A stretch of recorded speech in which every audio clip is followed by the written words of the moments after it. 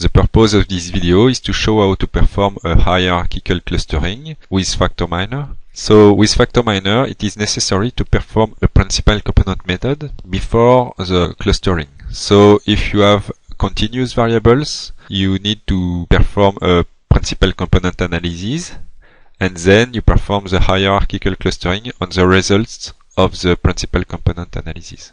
So on the principal component of the analysis. If you have categorical variables, it is necessary to perform a multiple correspondence analysis, and then you can perform the clustering on the principal component.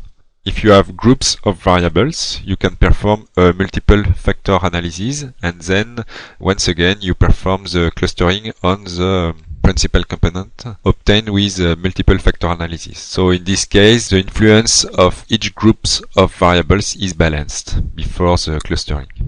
And if you have a contingency table, you can perform clustering after a correspondence analysis, so you can perform the clustering on the rows or on the columns. So I will show an example of the clustering with a principal component analysis.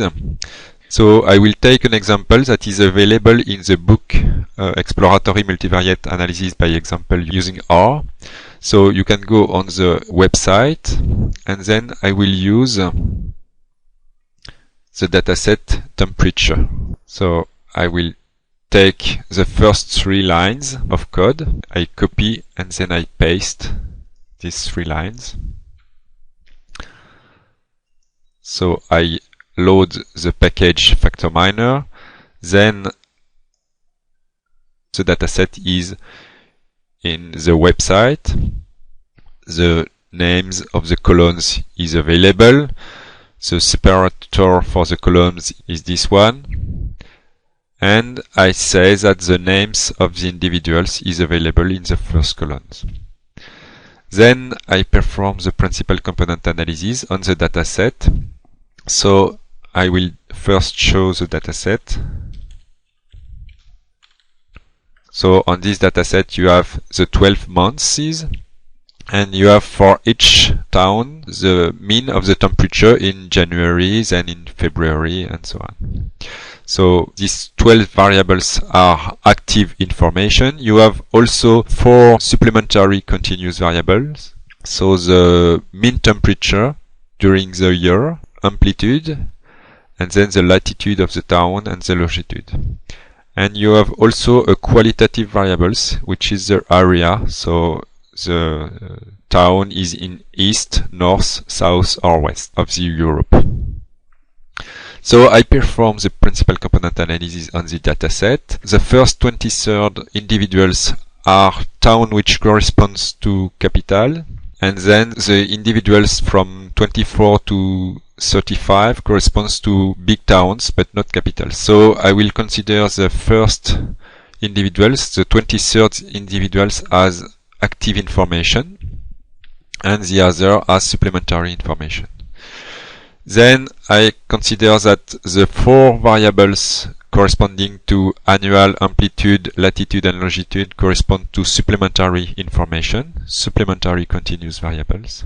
And then the last variables, which is the area, corresponds to a qualitative supplementary information. So the principal component analysis is performed. We have some graphs. So I do not explain this graph because I focus on the hierarchical clustering. And then I will perform a clustering. So first, if I perform a hierarchical clustering, I will perform the clustering on the principal component of the principal component analysis. By default, with PCA, the number of principal components is 5, so I can change this number of principal components, and for example, I can use all the principal components.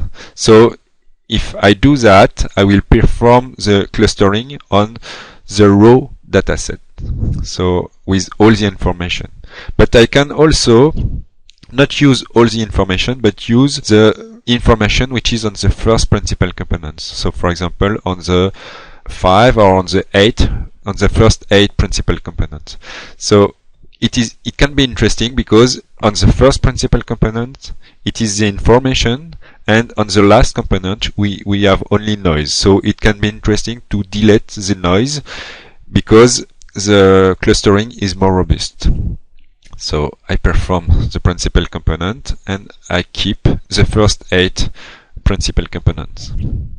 So now I can perform the clustering. Here is my object, and I do the hierarchical clustering with HCPC on the object res.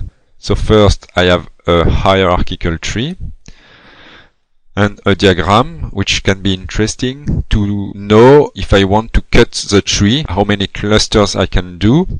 This first bar corresponds to the inertia gain when I go from one cluster to 2 clusters. So it is interesting to cut the dataset from one cluster to 2 clusters. But it is also interesting to cut from 2 clusters to 3 clusters, and then it is not very interesting. So it can be interesting to just cut this tree in 3 clusters. So here is a level that is proposed to cut the tree, and you can cut the tree where you want. So if I click here, I will cut the tree in 2 clusters, but I will click with 3 clusters, which is the proposed. And then the tree is cut, and I have the results of the principal component analysis with the individuals, so the towns, which are colored according to their clusters. Here is the hierarchical tree on the principal component map. So you have the town which are on the principal component map here, and there is a hierarchical tree in 3 dimensions. So we have 3 kind of information with principal component analysis, the information with the hierarchical tree, and the information with the clusters, which can be done. The colors of the individuals give the clusters. And here is the trees and the 3 clusters. So the individuals here are sorted according to their coordinate on the first principal component. So now I can see the output of the function. So first we have the object data cluster. So it is just the dataset with another variable corresponding to the cluster. So we have a number which corresponds to the cluster from which the individual belong. Then we have a description of the clusters using the variables.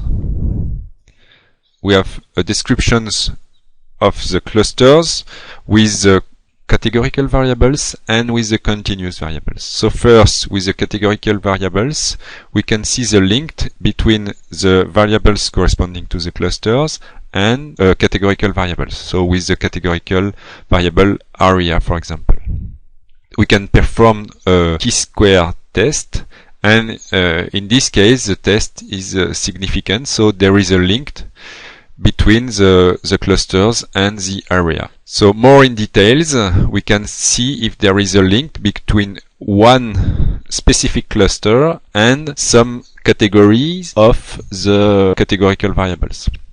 So for example, the first cluster, the cluster 1, is linked to the category south, and it is significant, and we can explain this information. So 80% of the town in the south belong in cluster 1, and 100% of the town in cluster 1 are town from the south. So these 2 information show that the town in the south are overrepresented in the cluster 1. There is no category that describes the cluster 2 and no category that describes the cluster 3. So we can now describe the clusters according to continuous variables. So first, we can see the link between a continuous variable and the categorical variable corresponding to the cluster. So a lot of continuous variables are linked. we can see if a variable is linked according to the correlation ratio used in one-way analysis of variance. So the variable the most linked is the mean temperature, the annual variable. We can now describe each cluster. So if we want to describe cluster 1, we see that the variables which describes the most the cluster 1 is the variable annual, which take a high value for the town in this cluster. For town in cluster 1, the mean of all the town in this cluster is 15, about 15, and in all the towns the mean is 9. So there is a difference, and this difference is significant. So we can say that it is significant because there is a p-value which is less than 5%. And for example, the latitude is different for town in cluster 1 than for the other towns, but the latitude is smaller for the town in cluster 1. We can say that it is smaller because the sign is negative for this v-test. And we can compare the mean of the category, the mean of the cluster, and the mean of all the individuals. So we can see the characterization of the cluster 2 and the characterization of cluster 3. I can also describe the clusters according to the dimension. So a dimension, a principal component, is a continuous variable, so I can exactly perform the same analysis as before and calculate the correlation ratio. So there is a link between dimension 1 and the cluster, and there is a link, a smaller but a significant link between dimension 3 and the clusters. And more in detail, the town in cluster 1 have higher values than 0, so they have coordinates that are significantly greater than 0 on dimension 1. And for the cluster 2, the coordinates are significantly less than 0. And for cluster 3, the towns of cluster 3 have coordinates that are less than 0 on the third dimension. So I can now describe the cluster according to the individuals. So here is the parangon. So the parangon is the individual which is the closest to the center of gravity of the cluster. So in cluster 1, the town which is the closest to the center of gravity of cluster 1 is Rome. And we can see the distance between Rome and the center of gravity of cluster 1. And then the second town is Lisbon, and then Madrid and Athens. And for cluster 2, the town which is closest to the center of gravity. So it can be interesting to interpret the center of gravity with a real town, because the center of gravity is a fictive town, and it can be easier to interpret with a real town. So a real town which is close to the center of gravity of this cluster 2 is Oslo. And we can also describe the clusters with the town which is the most far from the other clusters. So Athens is a town which is very far from cluster 2 and from cluster 3. And then from this point of view, Athens is very specific for cluster 1, because far for the other clusters. Reykjavik is far from cluster 1 and far from cluster 3. So it is a specific town for cluster 2. I will just come back from a graph. So this graph with the tree on 3 dimensions. So you can see that, for example, there are 2 individuals here. One is in red and one is in green. So these individuals should be in green if you consider the clusters done when you cut the tree. But when we perform the clustering, we consolidate the clusters obtained by cutting the tree. So we consolidate the clusters using a k-means method. So the clusters are more homogeneous than when we just cut the tree. But it can be problematic if you want to see the clusters and the tree. So I do the analysis again, and I do not consolidate the tree. So I cut the tree, and there is no consolidation after cutting the tree, and you can see that now the points are in green here. So there is more link between the hierarchical tree and the clustering.